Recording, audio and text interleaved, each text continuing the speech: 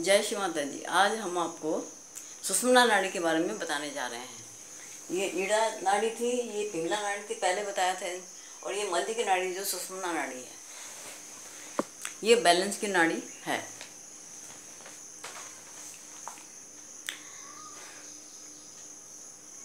ये ही हमारी सुषुम्ना का मार्ग है। इसी रास्ते से हमारा ब्रह्मरंध्र इसको कहते हैं, ये खुलता है। जब हम परमात्मा की शक्ति से जुड़ जाते हैं तो हमारी कुंडली शक्ति इसी रास्ते से गुजरती है और हमें आत्म साक्षात्कार मिलता है। हमें अपने हाथों की उंगलियों के छोरों पर पवित्र आध्यात्मिकता की शीतल लहरियाँ महसूस होती हैं। कुंडली के उत्थान के लिए महालक्ष्मी शक्ति से उत्थान के मध्य भाग की सृष्टि होती है और इसी मार्ग से कुंडली का उत्थान होता है। महालक्ष्मी शक्ति ने हमें दाएं और बाएं से संतुलित कर दिया है। यह करुणा और प्रेम का मार्ग है। करुणा और प्रेम के माध्यम से इस मार्ग की सृष्टि होती है, क्योंकि वह जानती है कि यदि यह कार्य नहीं होगा तो कुंडली उठ नहीं सकती। अतः ये अत्यंत लचीली होती है। कुंडली का जो भिन्न भिन्न चक्रों तक मार्ग ये दर्शन कराती है और यह समझती है कि किस चक्र को कुंडली की आवश्यकता है। सुषुम्ना नाड़ी को ब्रह्म नाड़ी भी कहते हैं।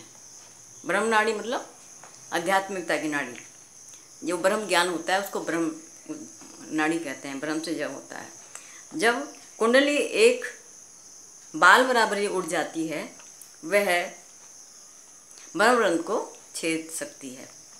इसके बाद ही आत्म साक्षात्कार की शुरुआत होती है। जब हम मध्य मार्ग से पर आ जाते हैं तो इंसान खोजना शुरू करता है। जब हम मध्य मार्ग में आते हैं तो इंसान सोचता है, वो खोजना शुरू कर देता है कि परमात्मा को कैसे प्राप्त किया जाए। कोई बाइबल में इसके लिए इसको रिडीमर कहा गया है। यानी जब आप मध्य मार्ग में आ जाते हैं तब आप एक साधक हो जाते हैं। और मध्य के ऊपर महालक्ष्मी की कृपा होती है और यही खोजने की शक्ति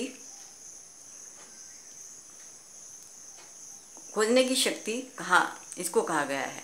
जब कुंडली सुषुम्ना से ऊपर उठती है, जब कुंडली हमारी जब सुषुम्ना से ऊपर उठती है, आप पार हो सकते हैं। लेकिन परमात्मा का प्रेम आपको तभी मिल सकता है जब आप उस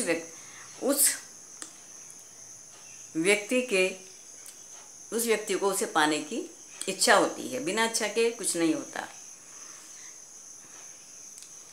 और वो ईश्वर से जुड़ने के लिए परमात्मा से प्रार्थना करता है।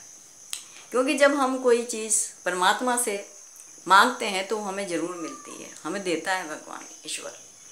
कुंडली सुषुम्ना मार्ग से चढ़कर ब्रह्मरंध्र को पार कर लेती है।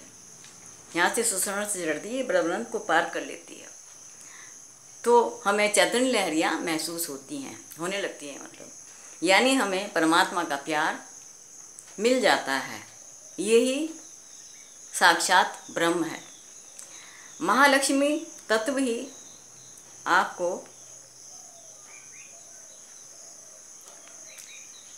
साधना की ओर ले जाता है।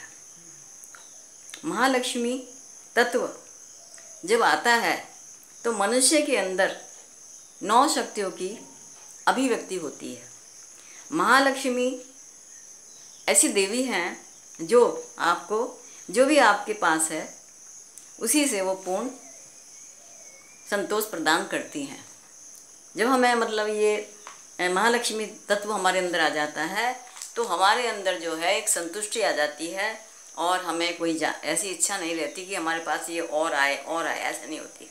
संतुष्टि हो जाती है ताकि आप दूसरों को हम देना चाहें तब भी दे सकते हैं। इसका तात्पर्य है कि महालक्ष्मी तत्व से पूर्ण रूप से मनुष्य संतुष्ट हो जाता है और उदार व्यक्ति बन जाता है। महालक्ष्मी तत्व से हमें आत्मसंतुष्टि हो जाती है। महालक्ष्मी तत्व जब हमारे अंदर या हमारे मस्तिष्क में प्रवेश करता है तो विराट की अभिव्यक्ति होती है और हम सामूहिक हो जाते हैं। विराट मतलब श्री कृष्ण भगवान, वो विराट थे और वो सबको अपना समझते थे। इसी प्रकार से हम भी ऐसे ही हो जाते हैं, सबको अपना समझते हैं, सबसे प्यार करते हैं और भेदभाव हमारे अंदर नहीं होता।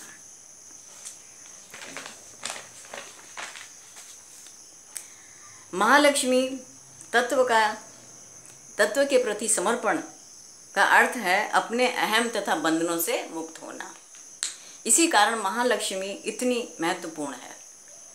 हमें ऐसे व्यक्ति को चाहे लोग धोखा दें, चाहे कष्ट दें, फिर भी सभी बाधाओं को दूर करने के लिए तत्पर, मतलब उसके अंदर शक्ति होती है, आंतरिक शक्तियाँ होती हैं।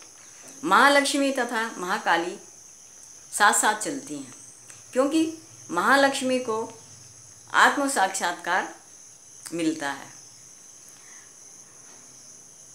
और ये हमारी सभी समस्याओं का हल कर देती है। इसमें ये तीनों शक्तियाँ साथ साथ काम करती हैं, महालक्ष्मी, महासरस्वती और महाकाली। जिस चीज़ की आवश्यकता होती है उसे कार्यान्वित करती है।